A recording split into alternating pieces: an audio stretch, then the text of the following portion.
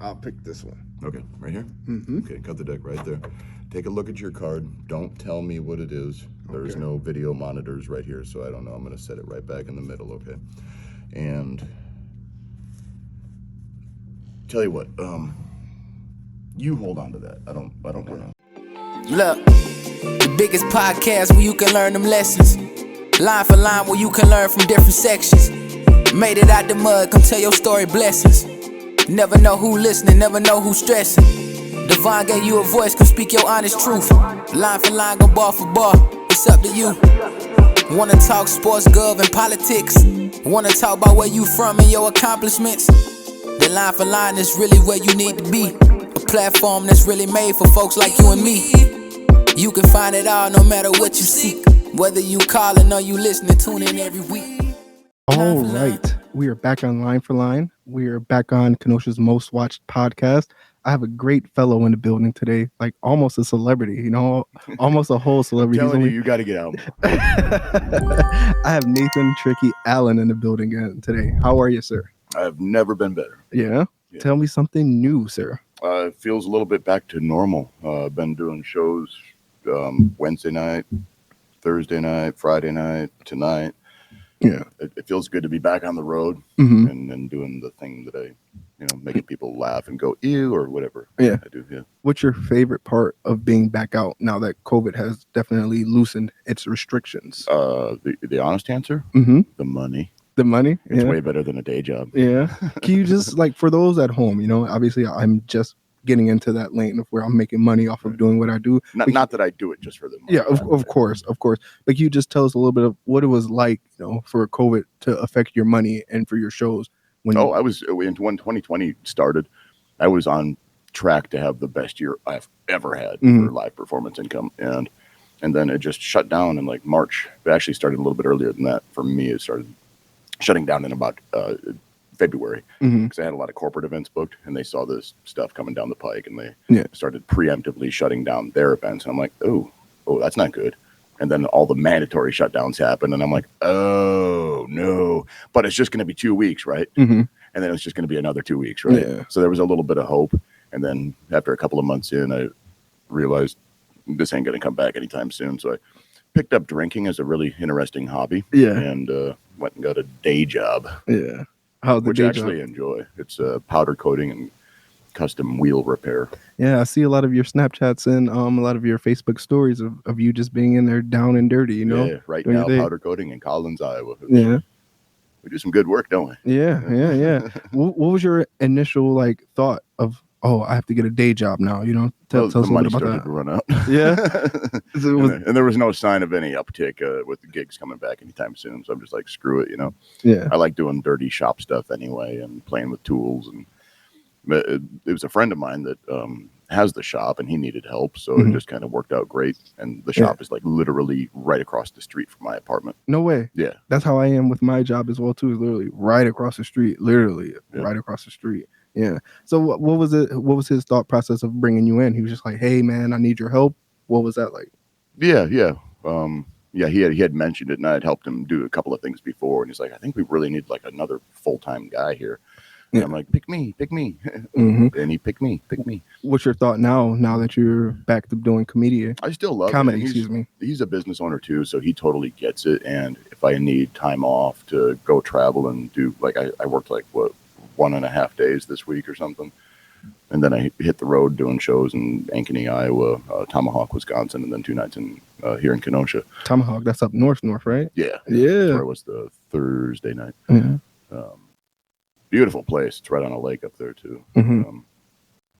But yeah, he gives me any time off that I need, as long as we can do it in advance, so we can schedule the projects that we have properly, so we're not getting we're not screwing ourselves with the deadlines or anything. Yeah. So I do have one thing to say since we're back on, since what happened last time, I finally reached my milestone of my 1,000 subscribers on my YouTube, So if you're watching this video, make sure you press subscribe. I'll also put Nathan's link to his YouTube in the description. So make sure you guys give him a like and subscribe as well too, And smash that like button. Yeah. Leave some comments too. A lot of people fail to realize how important comments are as well too. You know what I'm saying? Oh, as far as the interaction. Yes. Interactions, comments help a lot. And you make a little bit more money off of a comment than you do likes as well too. Is something that I started to learn. I didn't know they paid you for likes. Yeah, you get Really? Oh, I gotta look back at the user agreement again. I told you, dude. I got this from you. I was like, I saw your YouTube. I was like, I want to be like him someday. You know what I'm saying? You're looking at all the comments. Yeah, I was like, I'm telling you, dude. I like scanned your YouTube. Your YouTube's phenomenal, you bro. Stalked me. Yeah. I definitely did. I cyber stalked you. You know, I can't wait for you to get back more active with your YouTube as well too, so I can share it, promote it, whatever I can. Yeah, I probably should. Yeah. There's some good stuff on there. Did you see the ghost hunting one? No. How long ago was that one? Oh, that was years and years ago. No, actually, I did. I remember you sent me that one. Yeah, you sent me that one. That one was funny. Yeah. What was the one you ate? Something? It was like, what was it? But you didn't really eat it. That's a running theme in a lot of stuff I do. I apparently have an oral fixation. Oh my god! Yeah. You're probably talking about the glass one. Yep. There we go. Glass. Yeah. Yeah. I show how to eat, or to make it look like. So your friends get freaked out because they think you're eating a piece of glass that you just shattered. Yeah. And broke apart. Remember the razor one last time? Yeah. I hope you got some cool tricks for us today. Seriously, I really do. I could do something. Yeah. Since we are on comedy, you know, what do you think of the whole Bill Cosby thing? Him getting out. Didn't hear anything about it. What are you talking about? Okay, we won't touch that one, huh? Man. Growing up, he was like a hero of mine. That whole story just bums me out. Yeah. Is that someone you would still look at to now if he were to return to the comedy world, movie world, anything like that? No, he's a piece of dish. Yeah. But you know, you got to kind of be a little leery of the people who just appear to be too clean and too moral high ground and too pious. Like, they've always got some dark stuff in there deep down, I think. I think that's with a lot of people too, that like you would think that this person was just like, oh my God, they're so perfect. But then they have a tricky past as well. Think of the cleanest, most innocent people you can think of right now, like your grandma. But she's got some deep, dark skeletons in her closet. Yeah. Would you say that everyone like kind of has something about their past or something about their old self? Yeah. That maybe they may not be like too for sure. And I do too. But I don't know. There's something about Bill Cosby lecturing everybody about you cannot say flin, flarn, flam, however Bill Cosby would say. Yeah. And but meanwhile he's like hiding and he's been doing. I don't know. I just can't even wrap my head around it. Really, it blows me away. Yeah. Can you tell us a little bit about some of the comedians that you look up to or that you just watch? You know, look up to. Actually, when I first started getting into it, believe it or not, Dane Cook I thought was really cool. Dane Cook. I just loved his energy on stage and how physical he was, and wild and crazy and totally different from most other comedians that I'd ever seen at that time. Yeah. And then I also was a huge fan of Lewis Black and Eddie Murphy. Dennis Leary, which I feel bad about now because I realize most of his material was Bill Hicks stuff that he just jacked and recycled. Yeah. Reused. Really? A lot. There was a lot. If you look it up, there's somebody did a side-by-side video of like Bill Hicks doing material from years and years ago. Yeah. And then Dennis Leary doing pretty much the exact same joke with like maybe a couple of different changes. Oh no. You know, on his album. Would you consider that like maybe like idol appreciation maybe, or would you say that's completely jacking? That's completely jacking. In the comedy world, you just cannot do that. Yeah, so it was like word for word or act for act. Or at least close enough. Oh, no, okay, gotcha. Gotcha. It was the same joke, whether or not the guy's name in the joke might have been Bill versus William. I mean, some of the stuff was that close. Yeah. But like, it's weird in comedy because in music, you can do like a cover of somebody's song, and that's viewed as an appreciative performance, or like, hey, I'd like the song that this group did, so we're going to do that for you tonight. Yeah. And nobody has a problem with it, and it's cool, and the original artists don't either, as long as you're not recording it and making money on it, I guess. Yeah. But in the comedy world, if you cannot be like, hey, I'm going to do a cover of a Jeff Dunham joke. You just can't do that. It's weird. But then if you go back on the other part of what I do, the magic thing, magicians copy each other all the time. There are magic shops. You can literally go in and put down a credit card and buy a show. No way. With just props. Yeah. And even, I mean, it's not going to be a good show, but a lot of those things will give you, here's what you say and here's how to do it. No way. Yeah. It's gross. Oh my God. I don't know how you can feel good about yourself as an entertainer doing that. just doing literally stuff straight off the shelf. Mm-hmm. That's why magicians, especially in, I would say, like the family market, they're so cookie cutter. It's kind of scene one, seen them all. If that makes sense. I don't know if you've ever noticed that. I have. If you see a magician at a county fair or a state fair, you could pretty much swap them out with any other magician at any other county fair or state fair, and they're doing the same tricks. They got the same stupid costume with the playing card tie. Yeah. Well, how likely would you say it is for a magician to do something that no other magician has done? There's lots of really inventive magicians out there. Yeah. And I'm actually building a computer program. I haven't released it into the market yet, but I think it's going to be good for the magic community. It'll basically, you create a list of objects that make sense with your style and your personality and who you are on stage. So, like, for example, my show has things like razor blades, broken glass, an inflatable doll, a dead rabbit, condoms.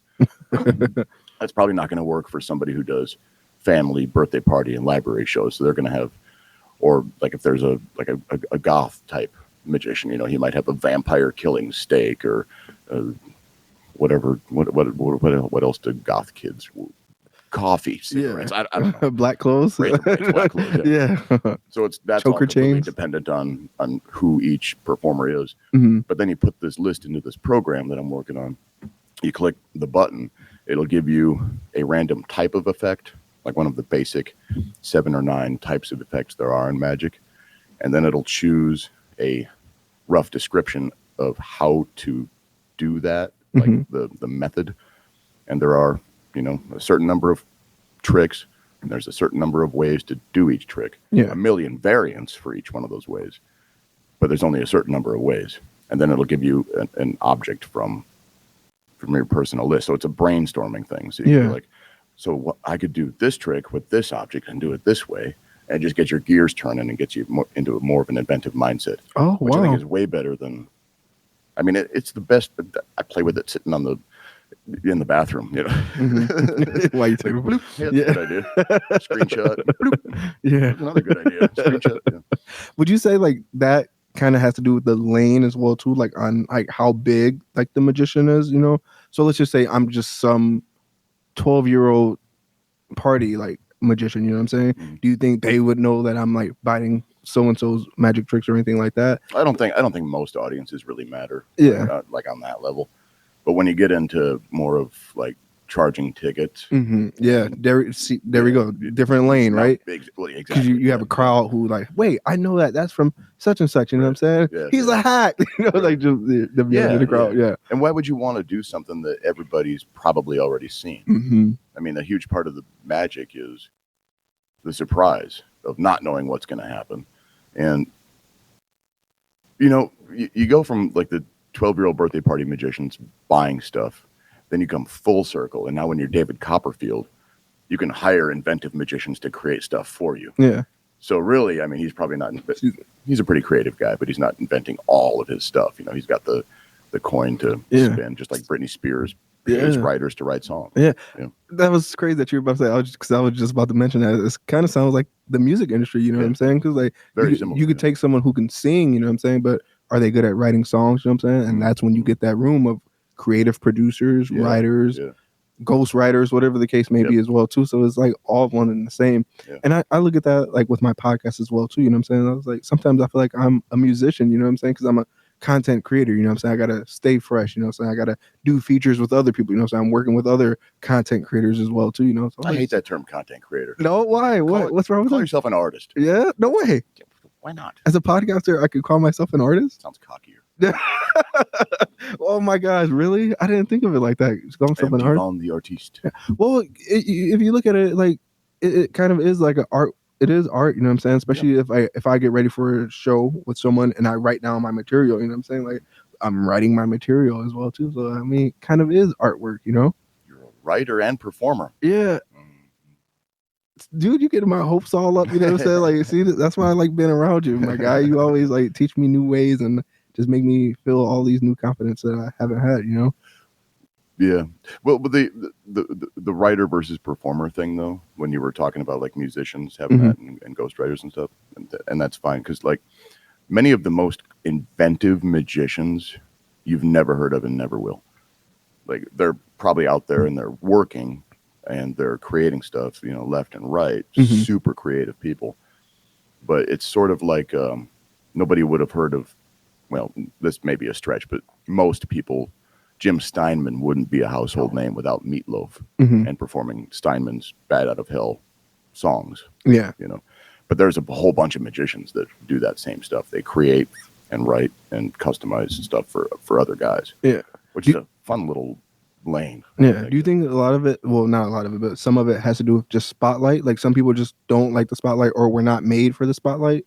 Yeah, I could see that. Yeah, because there's like musicians I know that like. I can make great music. I can write music. I can do all this, but I don't really like being a performer. Right. Being on stage. I don't want people to know. They're like savant about it, but they're not like show busy. Exactly. Yeah. They're like, I don't want people to know who I am. You know what I'm saying? I don't want what comes with it. You know what I'm saying? I don't want to be in the limelight. People trying to figure out where I live, trying to follow me to the store, digging through my garbage and all that stuff as well too. Wouldn't that be weird? Yeah. I don't think I want that. I like the lane that I'm in right now where little people know me. You know what I'm saying? I don't want to be known on a national base, you know what I'm saying, where I like really just have to move around differently, because like I can't imagine not being able to go outside without, like, no wonder Britney Spears and Michael Jackson lost their minds. Like, how do you live like that? Yeah, and that's so crazy that you said that, because I always say that too. Like there was a situation where like a content creator, they like were like, oh my god, a musician, you know what I'm saying, or artist, an artist performer, they like said something or did something, but they were like, oh well, I did it just to get more attention, you know what I'm saying? And I was like, this social media and like being relevant, it's really a drug, because people will do anything for people to give them likes and people to say their name and just be I don't think I want that, And I take it back to me having a 4-year-old daughter. Like I like being able to just walk to the park with her, or just walk and sit outside and get some ice cream, I don't want people approaching me while I'm with my daughter and all that too, what I'm saying? I don't think I want that, You kind of want that though, don't you? I want my... How do I put this? Like you want that perfect level of success where people know who you are, but they're not going to screw with you, and you can still go to the mall. How about this? I would like more listeners, if that makes sense. Oh, yeah. I don't want to be more. I don't want to be famous or anything like that. I just want. Yeah. Okay. Cool. Yeah. I want more listeners and stuff like that too. But I don't want more like watchers, if that makes sense. Yeah. People running off on me and all that too. Like I'm good on that. You know what I'm saying?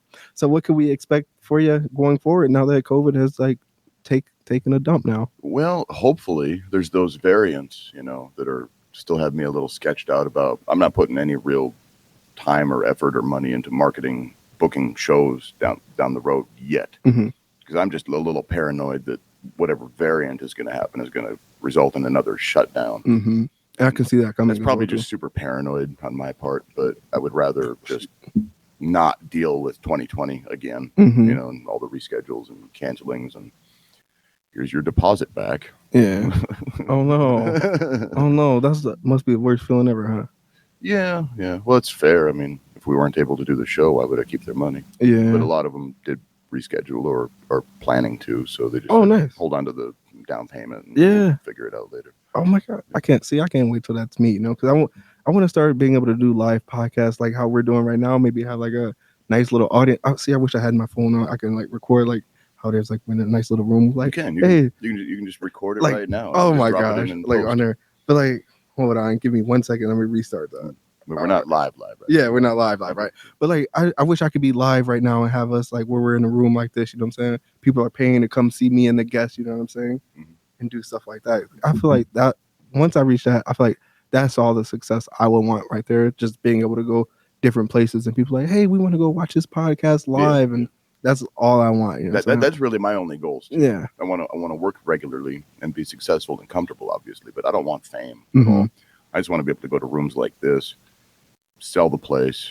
Everybody walks away having had a great time and tells their friends how much fun they had at the Wyndham, Kenosha, Kenosha Comedy Club. I think fame is scary, if you ask me. You know what I'm saying? Because I just see like the great people that it just made so crazy. I mean, look at the most famous people right now, the Kardashians. Yeah, what do they even do? I don't know what they do. They're just there with their butts. Like, not a talent, really, is it? No. Well, to some people, I guess, Dude, right? we should work on our glutes. Work on our glutes so we can should use be more butt money. famous. Yeah. I think I would want to be lip famous, you know. So at least you see these people. It's a good idea too. That's what people are getting famous off more now. Like, look how perfect their lips are. You know what I'm saying? It's like, and our eyes. Yeah. Dude, our eyes, our lips, and our butts. Yeah.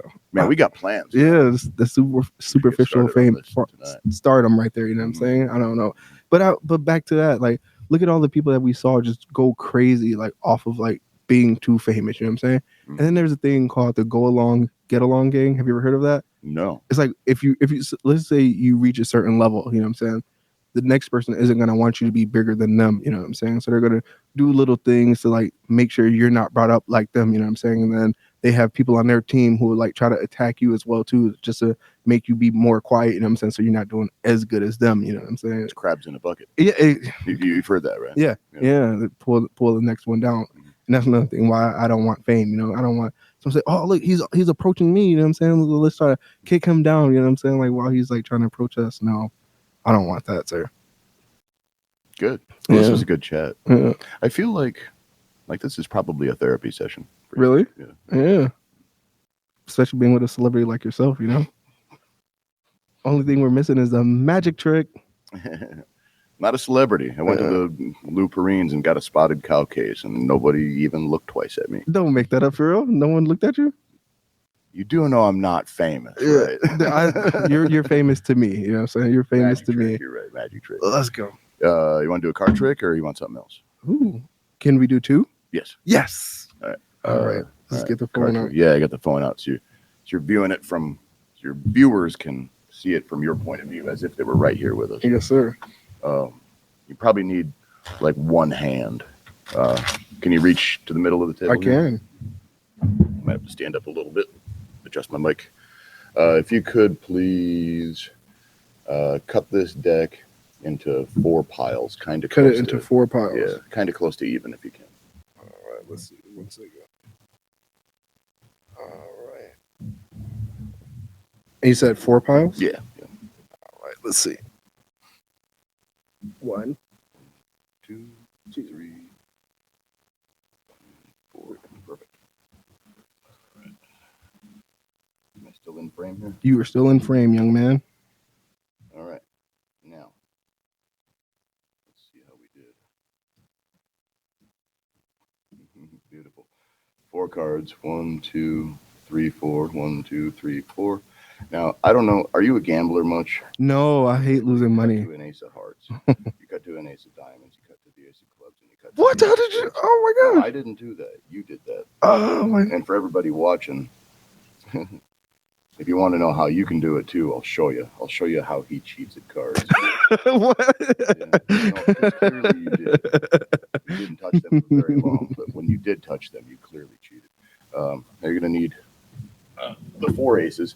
Now, they don't have to be in any special order, but they do have to be all together when they're inside the deck. So they're not on the bottom, and they're not on the top. Now, if you're ever playing cards with Devon and he starts to shuffle the cards, first of all, don't let him touch the cards. But if he ever starts to shuffle the cards and it looks kind of like this, front, back, front, back, front, back, do not play cards with him because he's cheating. That was a fake shuffle. He was stacking the deck right there. Looked like a shuffle. He was stacking the deck. Oh, my God. If you ever see him cut the cards in a fancy way like this, it looks like he messed up the cards. They're not mixed up or messed up at all. Show you again, king of clubs on the bottom. On the top is the 5 of hearts. I'll do that cut for you again, and you'll see that at the end of that cut, that deck is in the exact same order that it was in before. It didn't mix them up at all. Now, if you want to get to the cards, you got to spell. So, ace of clubs first. A-C-E for ace. U-V for of. Oh, my God. C-L-U-B-S. Ace of clubs. The next ace, Mr. Booker. The next ace, whichever ace you want to jump to the bottom will actually jump to the bottom of the deck. So which ace would you like to go to the bottom? The ace of hearts. Ace of hearts. Ace of hearts. Goes right to the bottom. Damn, I was so close. Okay. Oh, my God. We'll try the top. We'll try top. It was red. We'll try top. Okay. Next ace of spades goes right to the top. 8 of spades. Okay, that was close too. That was close to, okay, but okay, it's an 8. So we go 1, 2, 3, 4, 5, 6, 7, 8 at the 8th position. There's the ace of spades. But you wanted hearts? Yeah. Okay, watch that 8 of spades. Oh my gosh! Magic trick. Oh my gosh! Fun, right? They don't let me in the casino anymore. I'm like so dumbfounded right now. I'm so baffled. Oh my gosh! I'm just kidding. I go to the casino. Magicians like to say that. Oh, yeah. I got kicked out of the casino. No, you didn't. Oh my gosh! I'm gonna be a magician now. What the heck? No, it's a geeky lifestyle. You wouldn't like it. Oh no, I can't see it being much different than being a comic book nerd like I am, right? Seriously. Oh my gosh. That's right, because you do a lot of episodes about podcasts, comics. Yeah. I'm one of the biggest nerds you'll ever meet when it comes to that, sir. Wow. Really impressive magician, though. You gotta have props. These are my props. Oh, I was gonna say, is the beer the prop? Oh, Did you need another one yet? No, I'm actually good on my first one. You know. I hope your footage was able to see the cards and stuff. It definitely was until it fell until some strong guy knocked it over. You know. Oh my gosh. What else you got for us? I know you got one more for us. Could probably do one more as we close out here on Line for Line. You want to do an ace trick or something else? Ooh, I'll let you pick. I'll let you pick. You've seen these. You see that they're normal. I see that they're normal. Yes, sir. Do you want to shuffle them, or do you trust me? I trust you. Really? Don't trust you? All right, sir. If you could please, with your other hand, the one not holding the phone, just touch the back of one card. Touch the back of one card. You can change your mind if you like. Right here. Yep. Change your mind if you like. Here. You can change your mind if you like. Here. I feel like my daughter when I tell her to pick a treat. Like a daughter would. Yeah. No, just make one final decision. All right, I'll pick this one.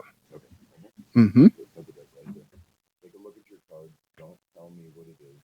Okay. There's no video monitors right here, so I don't know. I'm going to set it right back in the middle of it. And I'll tell you what, you hold on to that. I don't okay. I'll hold on to that. I don't want to cheat. And you can look at the back of the cards. It's not a marked deck or anything.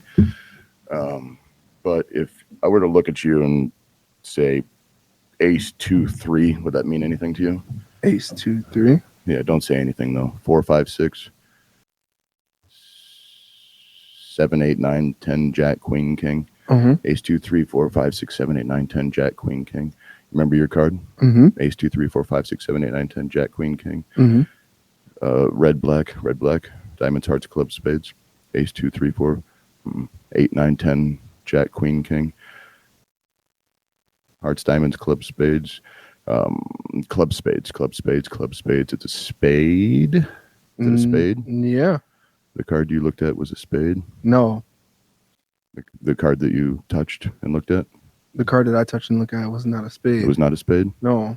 Was it the 2 of hearts? It was no. Was it the queen of spades? No. That would have been really cool though, huh? Yeah. You would have pissed yourself. Yeah. I would have pissed myself. Oh my gosh. What card were you, what card did I show you? I had you showed me the king. It was the king of spades? Yeah. Damn. Yeah. That would have been way cool. See it here. Magic tricks don't always work. No, okay. See down where I'm confused. You can see this card right here. It's a 3. When you said ace 2 3, it was like the 3 on the bottom as well too. So I kind of. Oh no, I was only concerned about the card that. Okay, gotcha. See, okay, I thought I ruined the magic. But it was trick close. for a second. My guess was the queen of spades and it was the king of spades. Yeah. Damn. Oh my gosh. Did I do something? Maybe I messed up. I don't know. Oh no. No, that's fine. Okay, cool. I'm like, if you did mess up, then people watching the video would be like, "No, it was the queen." But if I did mess up, then. Good thing I can go back to the video and we can slow it down and point it directly at the thing. And just like that, we wrapping up another amazing episode of Line for Line podcast. It's good to end strong on a failure. Yeah. Oh my gosh, you're hilarious. Just like that. Thank you for your time, Nathan. Thank you. You calling or you listening, tune in every week. Line for line. Oh yeah, I'm going line for line.